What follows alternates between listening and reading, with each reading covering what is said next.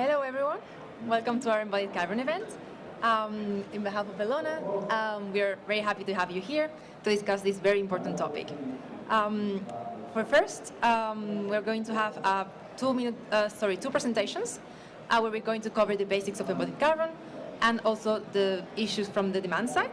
And for that, I will do the first presentation and Pamela here will do the second one. I will introduce the speakers later, but we're very glad to have you here. And then let's get started. So, embodied carbon. Who among you, I'm not going to ask you to explain, but who among you can explain to me what embodied carbon is? Can you raise your hands? Okay, so a little less than 50%, so that's why this presentation is so important. And let's go back to the basics. So, what is embodied carbon? Put it simply, embodied carbon are the CO2 emissions of a building or an infrastructure before, during, and after it is operational. Well, when I say during, I mean renovations, but without excluding energy use.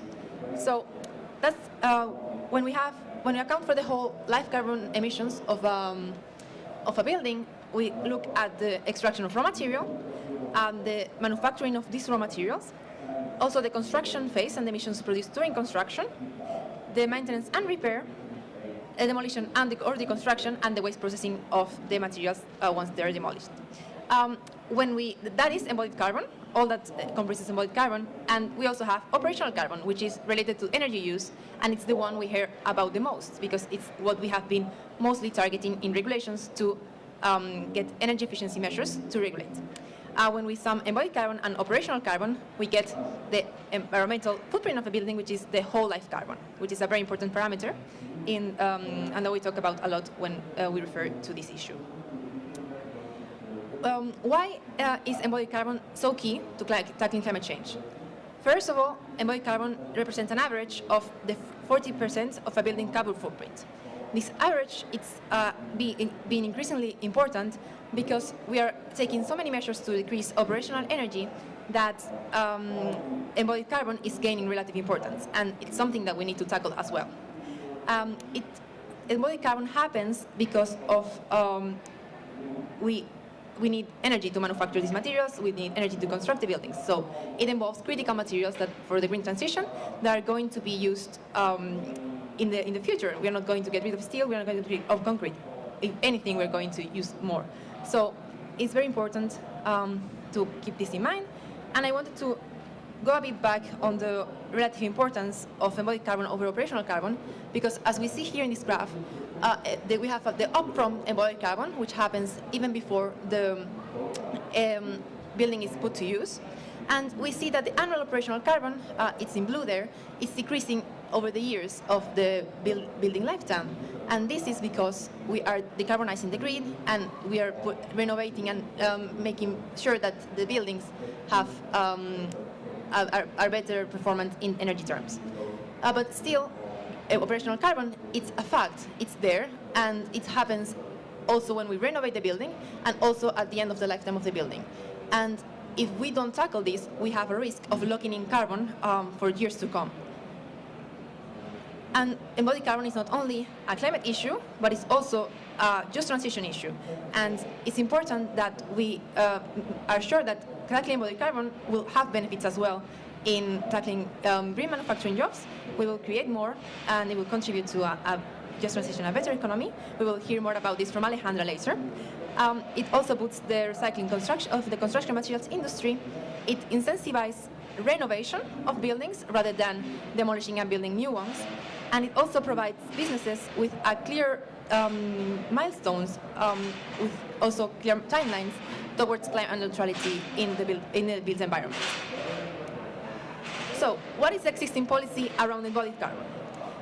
Mostly, embodied carbon legislation has been more widespread in the global north. We see examples in North America with the Buy Clean Act or the Inflation Reduction Act, and in Europe as well with the Energy Performance of Building Directive, the Construction Product Regulation. But again, this is not only a national issue or transnational issue, but it's also something that happens at local level. So we can see also initiatives coming from cities very clearly, like the Clean Construction Accelerator of C40. But again, we need to keep in mind that most of the construction demand will come from the global south. So all the solutions that we come up with need to be available and also be scalable in the global south as well. And what is the role of Bellona when we talk about embodied carbon? So in Bellona, we want to be enablers of the people that are wanting to tackle embodied carbon. We want to be the connector between them, and we want to advocate for and raise awareness around the topic of embodied carbon, which we still seem to lack a lot of knowledge around, because it's a very technical topic, but it's a very important one. So it is very important that we talk about it, as we're doing today, and we discuss what possible solutions we have to decrease the impact. So let me leave you with some final remarks. First of all, it is very important that we measure embodied carbon as much as we can, as better as we can, so we are able to understand how to better ensure and promote supportive procurement frameworks and legislative frameworks that are targeted towards lowering embodied carbon. We need to also create lead markets for low carbon materials to be developed, and also look at how we can ease the way for them to enter the markets, and of course reward the front runners in this aspect. And last but not least, cross-sector collaboration is crucial. The built environment is a topic that spreads across a multiple of sectors, from designers to the people that are living in the buildings, are using the buildings, policymakers, investors. So it's something that really affects us all, and it's important that it's cross-sector collaboration along the value chain. So about Bellona, one last thing, if you want to talk about more embodied carbon, the team from Bellona Europa, it's Marika and me. We look at EU policy, and for more German-focused approach, you have Justus, my colleague, and you can contact us at any time. So now, let me welcome Pamela to the stand, and she will explain more about herself. Please introduce yourself, and yeah. Great presentation, Irene, and thank you so much for having me here, and thanks to Bellona for hosting this lovely event. I'm Pamela Conrad, and I'm going to be talking a little bit more on the demand side and getting into what are some of the opportunities, what are the barriers, how can we advance strategies to reduce embodied carbon, and so I'm just going to go ahead and jump right in. I am a landscape architect. I've been practicing for about 20 years, and I represent a number of organizations here, and most recently I'm from Boston, also San Francisco, but originally I'm actually a farm girl from the Midwestern United States, and so that's a photo of me when I was a little girl, and I spent much of my time outside playing in nature, and I absolutely fell in love with it. It gained, for me, a deep appreciation of nature and natural cycles, and it ultimately helped me to realize that I wanted to be a landscape architect. And so as I mentioned, I've been practicing for about 20 years, and over the last 10 or so, I've really focused on how we can respond to the climate crisis within the exterior built environment. So whether it was working on a large-scale redevelopment here, such as Treasure Island, which supports the increasing housing demand in the San Francisco Bay Area, but also is an innovative project in adapting to sea level rise. Another project that I've spent the last 5 years on is helping, this is downtown San Francisco, figure out how they can adapt to sea level rise and also protect from the risk of earthquakes. And then other projects as well, where we're realizing that there are spaces out there in the built environment that are not serving their communities or really not functioning. They're underserved in so many ways, and so looking for spaces and opportunities where we can transform places that can also support community benefits. This is in an underserved neighborhood in terms of parks and open space, so the idea is to depave it and convert it into a wetland that can sequester carbon and also be a part of climate solutions, adapt to climate change, provide wetland habitat, support biodiversity, and again, supporting equity in a community that is underserved in terms of parks and open space. And so that's the general lens of how I approach this subject. I've also been representing the global landscape architecture profession, so about 75,000 people around the world that are looking to take climate action through their work. And what I've really found is there's a common thread that people are always asking, what can we do to have the most impact in the work that we do? And I think, as Irene was mentioning, this incredible opportunity that we realize about 75% of the world's global greenhouse gas emissions are coming from the urban built environment. Close to 40 of those are coming from buildings themselves. And there's a range that we're seeing right now of what the embodied carbon percentage is. I think it's anywhere between 10 to 40, but what's very clear is the increasing importance of embodied carbon emissions as we begin to incorporate more renewables into the built environment sector. The embodied carbon emissions are of increasing importance. And out of that overall, 75% emissions, as I mentioned, about 40% is building. The other half is in the exterior built environment. So that's really where I focus. And in seeing data from the past several years, we actually realized that about 75% of our emissions are coming from embodied carbon from materials. So that's a huge opportunity. When we think about the infrastructure that's going to be developed, especially in the global south, this is an opportunity in a space where we can actively make those changes now. So it's a real opportunity for us to get involved.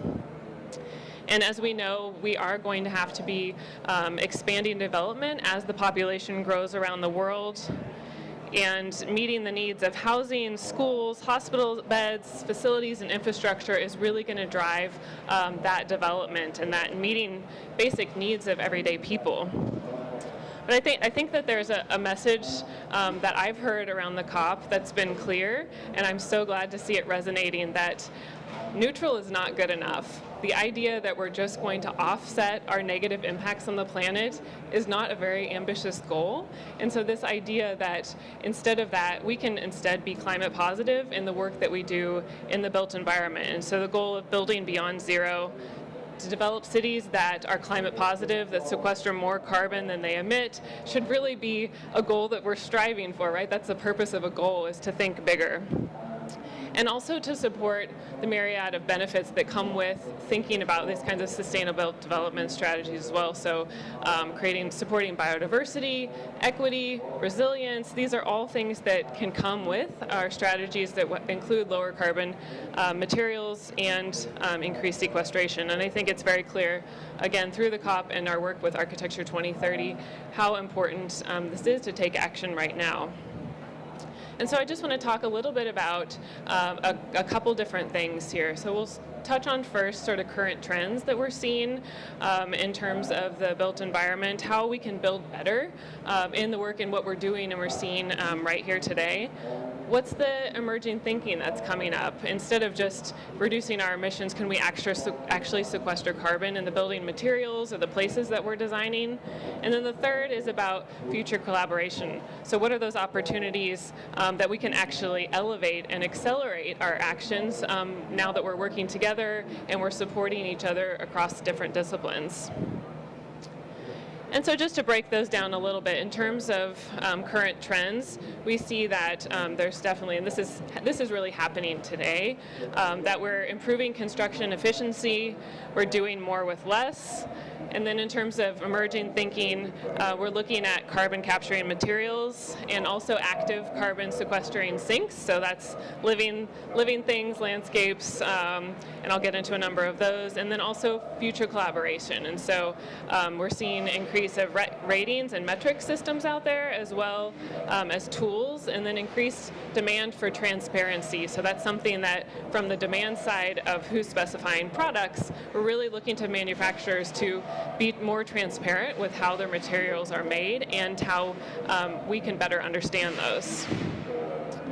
So some of the ways that we're looking to build better right now include, we see that concrete and steel make up the majority of embodied carbon emissions, and that's across buildings and that's across exterior environments as well. And so what we can look at is alternatives to concrete. Listing out a few here, I'm not going to read them all for you, but you get the idea that there's a number of alternatives that can support our needs in creating buildings and also exterior spaces. We can also design places to be more efficient in terms of how they're structurally designed, and also being designed for disassembly so we can reuse those materials later. And then lastly, increasing the service life. And we've heard a lot about that. There's basic ways in how we're treating materials that can increase their lifespan, and so we're not building as quite as quickly and demoing as we are today, getting things to have much longer lifespans. Also being mindful, and I know that this is something that many of us for a long time have been saying, reduce, reuse, recycle, but it's really true that this is still such a critical component to reducing our emissions, especially, in kind of city development projects, especially where there's demolition involved. A lot of times on our projects, we will see an existing concrete slab or asphalt that actually has to be demoed. So what we can do is on site, crush that, and then we can use it as base materials for future roads or sidewalks and things like that. So that's an easy one to take on. And then also just using recycled steel. So if you're a designer, specifying 100% recycled steel.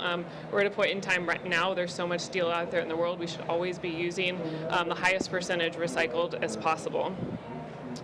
And then also just, again, because it's not a no-brainer, but going local to build better. And we see that you can reduce emissions by just sourcing local materials. That's an easy 15 to 20% knocked off of your emissions. We see that especially with stone. So, if you're halfway around the world from China, not importing stone into wherever your project is located can have a pretty significant impact. Also working with manufacturers to build better, so supporting the shift of factories from fossil fuels to electric. We understand that that's underway right now, but we can support that by specifying steel from electric arc furnaces. That actually requires, that process requires a high percentage of recycled content, and so that's one thing we can do is just incorporating that into specifications if you're a designer. Also looking at other lower carbon materials to build better, and so steel alternatives. There's a number of those that exist out there today, and I'm sure as you're walking around the COP you'll see a number of different product alternatives.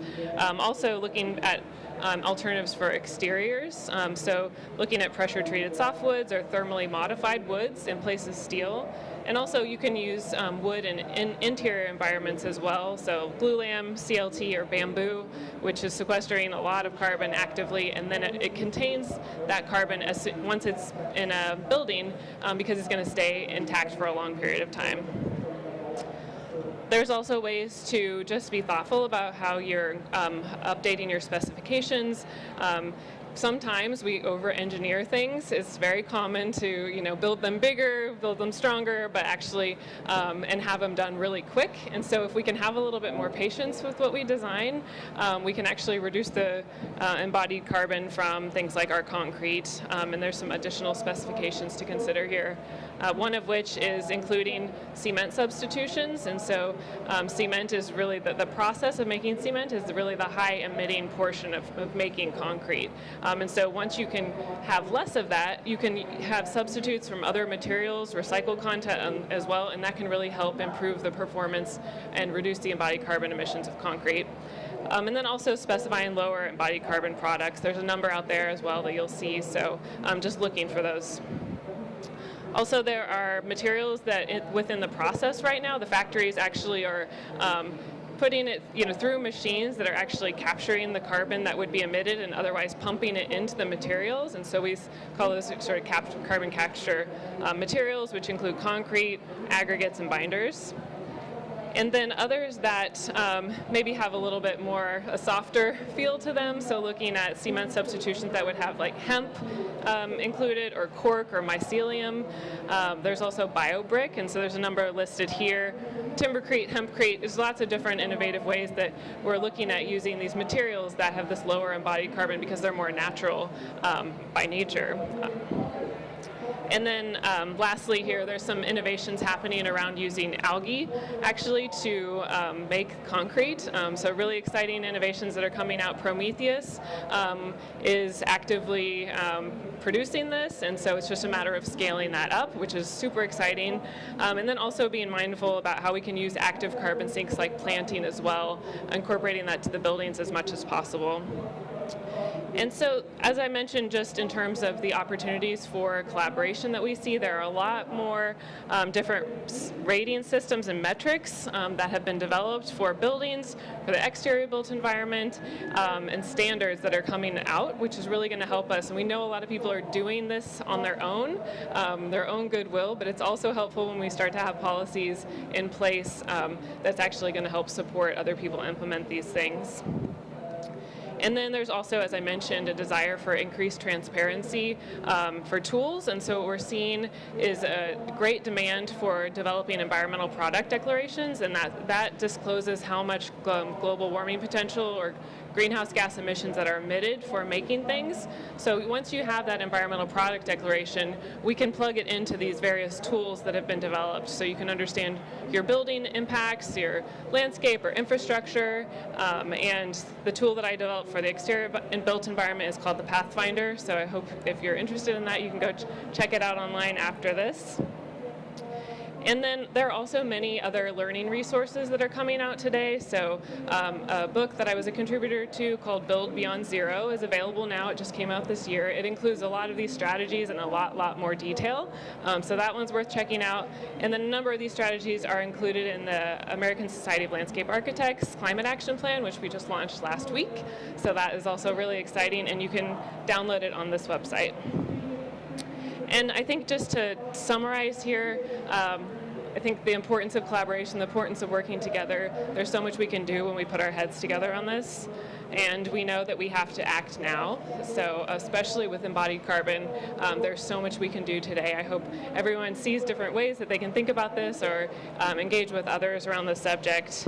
And I appreciate your attention. And again, thanks so much to Bayona for having us today. Well, you said a designer can specify 100% recycled steel. If he does, what is a contractor going to do? Do you have a lot of contractors available, let's say in California, who will then deliver 100% recycled steel as part of their portfolio of, normal building materials that they offer on site? That's a really good question, and obviously it varies in all different parts of the world. It's becoming more common that we can get 100% recycled content. There's still, only a number of contractors, but I think as we continue to ask for more of that, there's going to be, they're going to be sourcing in more different locations, and so, the hope is that it becomes more available, because if we change what we're looking for, we're hoping to change business as usual. So thank you for that question. So you're hoping to kind of state demand and expect the market to deliver then? That's the plan. Move the marketplace. Okay, that's great. Thank you. Thanks, Pamela, for your presentation. Very interesting. My background is more on the humanities and social science, so excuse my ignorance if this is a very basic question. But I'm interested, maybe we can expand a little bit more on, you mentioned the algae-based cement and these natural material solution. So I'm wondering about where the supply will come from for all of these materials, because from a critical lens, I imagine like these natural materials should be in the environment. These are the algae that sequesters carbon as well. So to me, it sounds like using that to build materials would be counterintuitive. I'll be more of the idea of using recycled materials, or more like of the circularity approach, rather than using these natural elements from the environment to build. So yeah, if you can expand a little bit of that and explain it to me, that would be great. Thanks. Yeah, and I think that it's not that we're taking the algae, it's actually being grown, so it's being produced to be part of the concrete, and so I wouldn't say that it's being taken away from its sequestration. What it has within it is actually being stored within the concrete itself, so you can kind of think about it the same way as like carbon being stored in wood, right? As long as it's intact, it's still going to be holding that. So I think what it's doing is it's knocking out all of the emissions from the cement production, and so it's actually, I believe it's pretty much a zero carbon concrete at the end of the day. But that, to your point, it's going to take some time to scale that up. They've received some huge funding, which is amazing. But that's at a plant in Colorado. They're starting up a few more facilities. But again, I think that's kind of why I put it in the emerging trends or emerging thinking that's happening. That's pretty recent, I would say, within this last year. But it's good to see the support for it. There's such a huge demand. Yeah, I just want to comment on that because I've never heard of, I'm an algae person, but I've never heard of algae concrete before, so I had to Google it. And it's made of coccolithophores, like a small phytoplankton. So you cannot harvest it from the wild, or that would be very, very tricky. So you have to farm it. And I think most ocean-based resources that you use for these kind of things, you need to cultivate it and not take it from the wild. I completely agree. Thank you for that.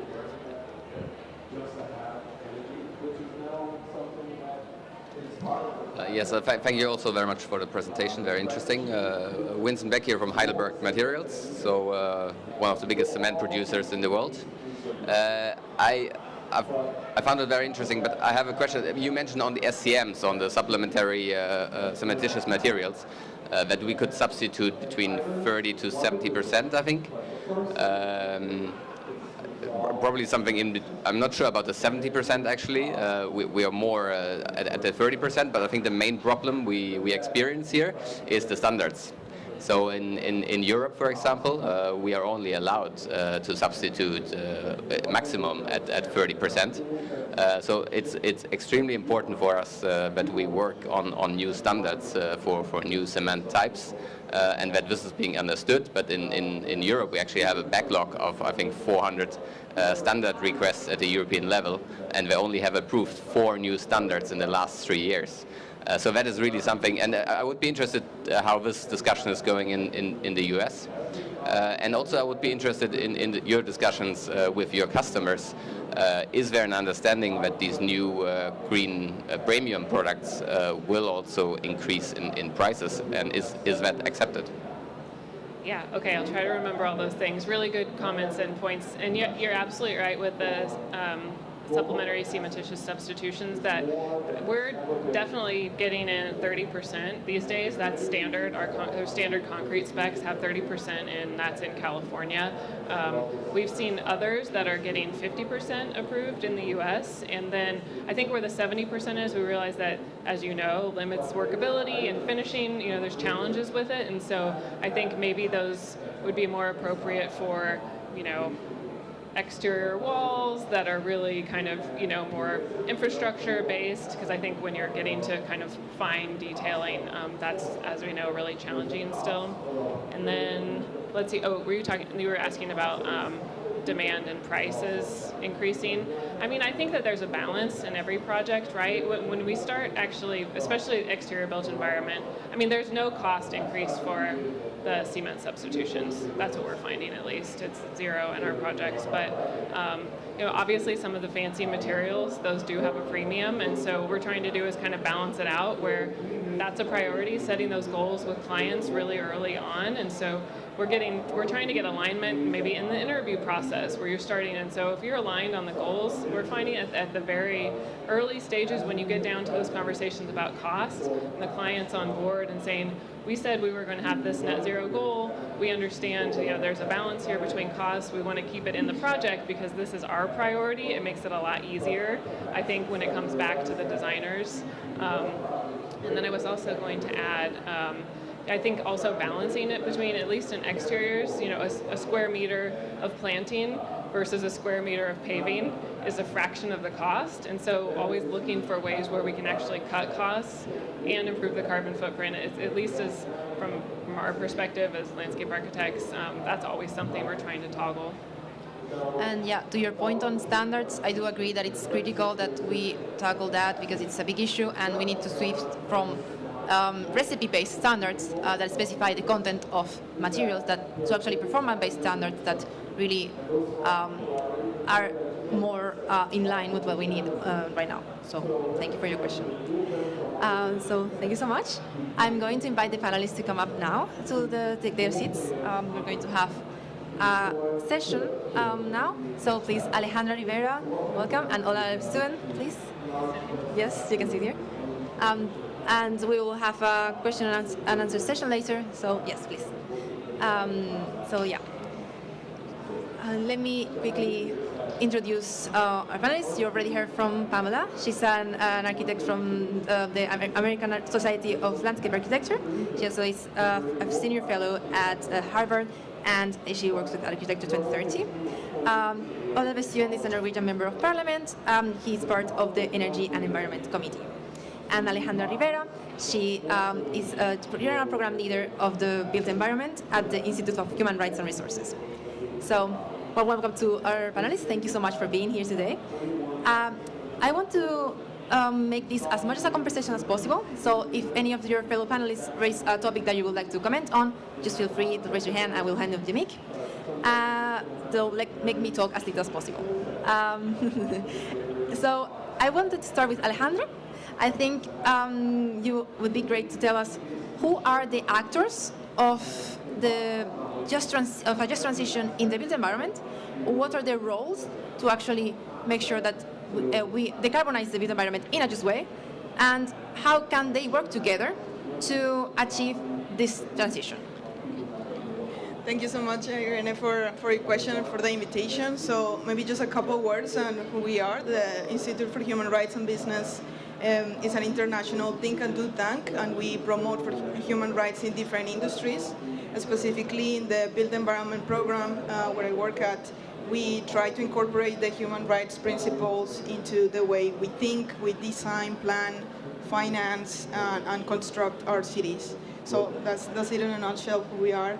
And very important to related to this topic is the concept of just transition, and it relates to I mean, you touched a bit on that on your presentation, on the role of workers, of tenants, of local communities in all of these. And I think the ILO has done tremendous work on really pushing forward the concept on workers.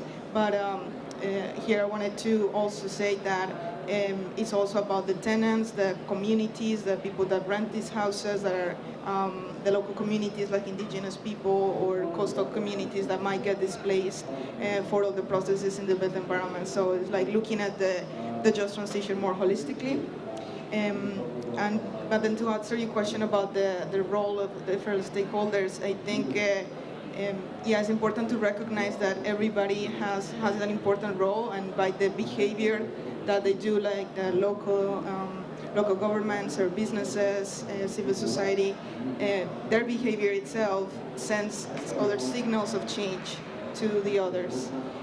So for example, the national government, if they have really good national policy, like national adaptation plans or the decarbonization roadmaps that some countries have done, that really sends a message to the industry of where we need to head to. Also leading by example with the public procurement processes, or the requirements, or what we need to do there, but also having efficient and effective implementation agencies and bodies that will really put to practice the policy. It's good to have the policy, but then in some countries it does not get enforced or implemented, so that's another piece of the puzzle. So that's, I would say, is the role of the public sector, but also on the private, we hear so much of the net zero commitments happening all around us. We hear it all the time, but then the question is also how that does translate into internal policies, into standard operating procedures to really make the change on the operations themselves, and not only on CSR, like corporate social responsibility commitments and things like that. Another important actor or role that we can say is civil society, of course, that is to be highlighted. And I think it's important to pay attention to the leverage that civil society can have in scaling these solutions. I'm thinking, for example, the citizen energy communities in Europe, which is when citizens have at the level of a district, of a city, have panels in the roof, and so then they actually, when they aggregate this effort, they become part of the solution. So we change from citizens being part of the demand of energy, or sometimes seen as the problem, like how do we supply this energy to them, but actually switching to be part of the solution.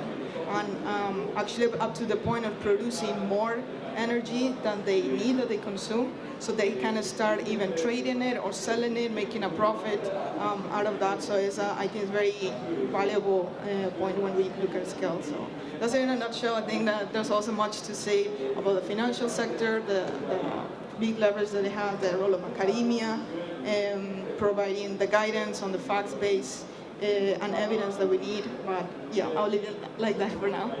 Do you want to comment on anything that she said? Otherwise, I can ask the question. Okay, perfect. Oh, actually, I have a question for you, so great that you have the mic. I know that the Norwegian government is putting forward a revision of the public procurement regulations for how do you envision embodied carbon being handled for a more climate-friendly public procurement framework? First, I'll tell a little bit about myself, because I said I sit in the parliament. Now I sit in the Norwegian parliament. But before that, I chaired the Committee on Urban Development in Oslo for 8 years. And then I was vice mayor in Oslo on the environment and transportation for a couple of years before I then was in parliament. And I've also been Minister of Climate and Environment in Norway from 18 to 20. So this, I really know this theme, and I've worked on it a lot. And I think that the presentation was really excellent, and this is really what every building from now on until 2030 should ideally follow these principles. So, but only a question is, how do we get there? And that is really the problem. When you look at in Norway and cities, local governments also has a very important role to play in this. And I try to near this problem from a side. First of all, we have to stop tearing down as many buildings as we do. So the historical buildings have to stay, but we have to go beyond the historical and our historical heritage. We have to stop tearing down buildings that are 30, 40 years old. There's way too much of that. And then you have to go into zoning laws are so different. In the US, it's from city to city. In Europe, it's from country to country. But there can be differences also in cities. So how do we make sure that local councils city council have the tools so they can demand a higher standard, both on keeping buildings, but also when you renew or rebuild or you build new, that they can not only put up the good expectations that you have in BREEAM, you have it in in the US it's called LEAN. So you have those. In Oslo we have also a lot of projects we did in something we called within future built. That are also the best examples that we have. But the problem is not really the best examples. It is to get everyone on board and get that broader. In Norway, we use, of course, a lot of public finance to build new buildings. You asked about what rules do we have. Not really that strict. I think that if you look at what is happening, I think local governments are more ambitious, and that is a paradox. More ambitious than the state ends up being, because the state is always. That's usually when you start ambitious, but then you have a cost overrun or something. And the first thing that you cut your expenses on is on the environmental demands, and that has to stop. Yes. But it is a fact that is still happening, and still a major problem in Norway also. I think I'll stop there now, but there's way more to talk about on this.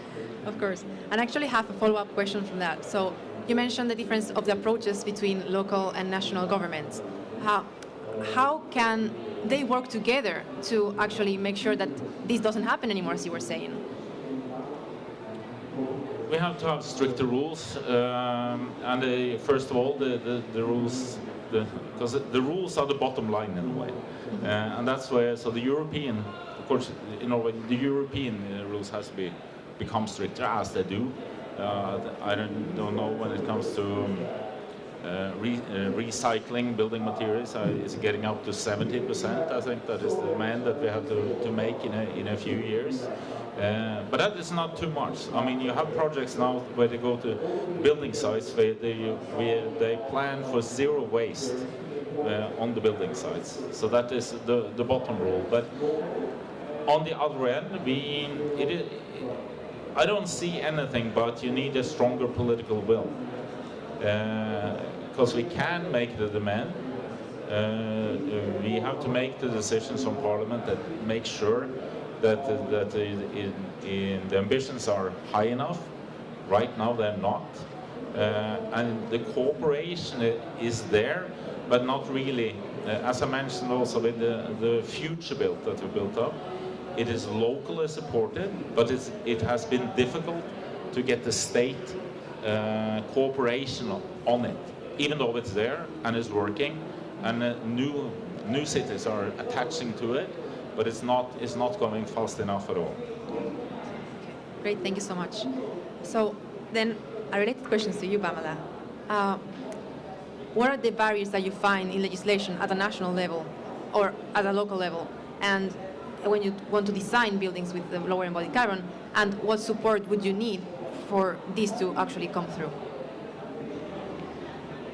Yeah, that's a good question. I mean, it's not all easy. I mean, I think we know what maybe the solutions are, but it still takes an effort, right? It takes intentionality when you're designing, and I think that it would be really helpful if we started to see in every city both operational carbon emissions codes and requirements maximums put on it, on a building per square meter or square foot basis.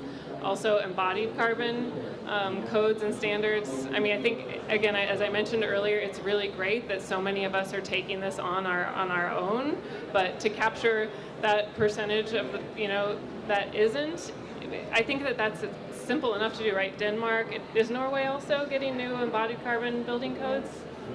Or maybe? Not quite sure yet. Okay, but I know, right? There's some countries that already started passing these embodied carbon, code and requirements. So, I mean, once we start to put a cap on what you can do in a new project, that's really going to help so much, and it's going to help us do it faster too, because those projects aren't going to get built unless they're done in a certain way. So that would be my ask of any policymakers, and we have the data to start informing those, and so it's just getting them in place. I do not think we have that yet. We should. I think in Norway it is more a piecemeal approach that you work. There's a lot happening on the best projects. As in the rest of the world, really the most excellent projects are moving ahead. But it's really to get everyone into this. And what we work on is on lower emissions when it comes to materials. I mean, we have a cement factory with projects on CCS with it, costing enormous sums also with government money, but it's important. And as you mentioned also, they have this zero-emission steel production that's especially Sweden is working hard on. But that also, the downside of it is it's taking so much energy that it has a downside to it.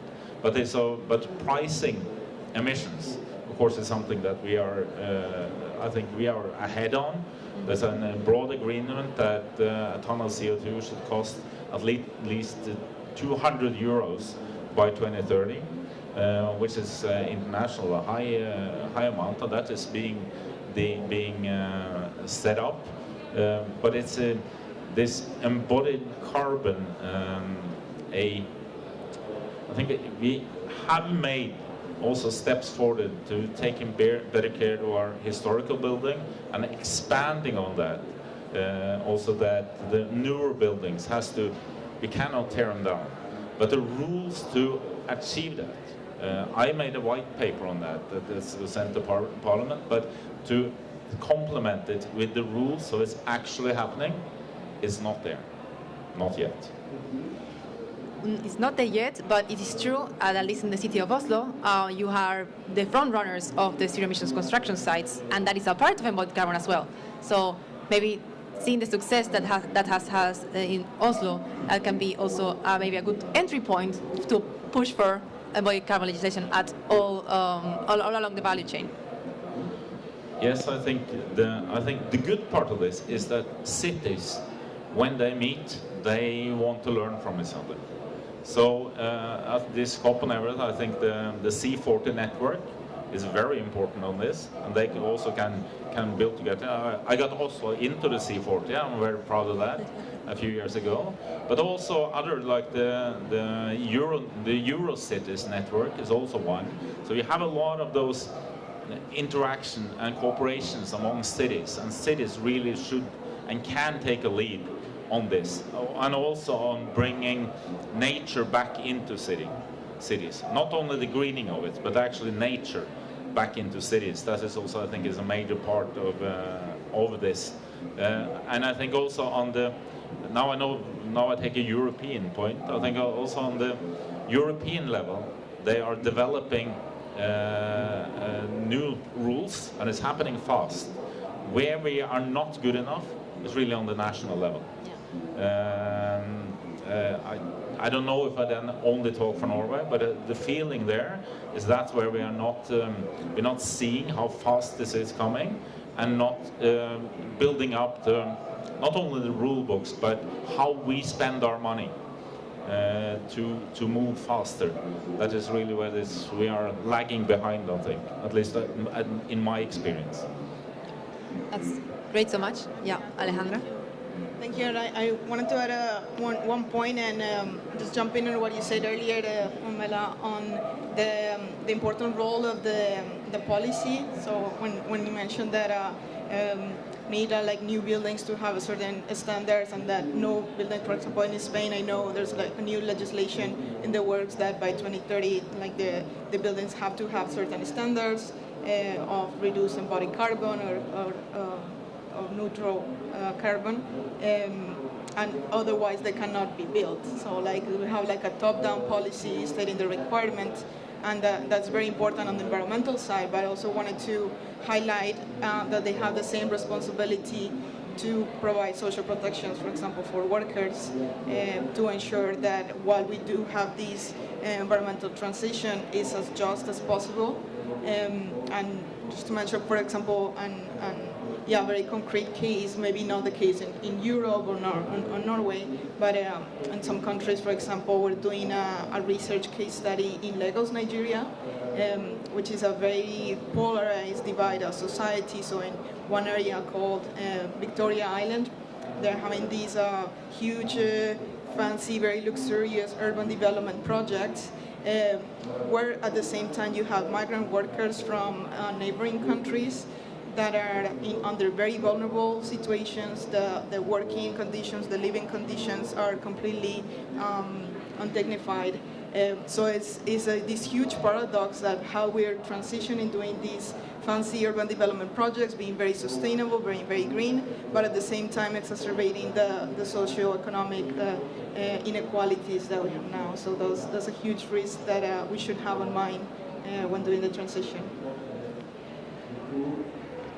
Yeah, I think those are excellent points. And I think going back to, not only are we going to be able to build it or not, but how is it going to be built? I mean, I think that's where, I showed a lot of examples for different materials that are coming out and things, but I think that what we've heard at the COP is like the importance of local, right?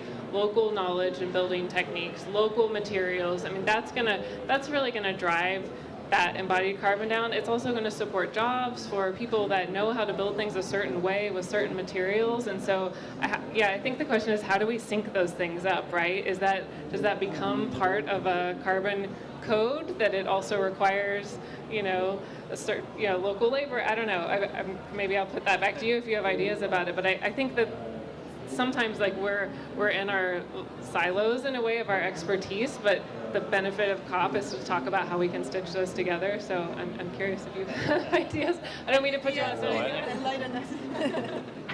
No, I don't know if I have that, but I think that if you look at this, I mean, the solutions are there.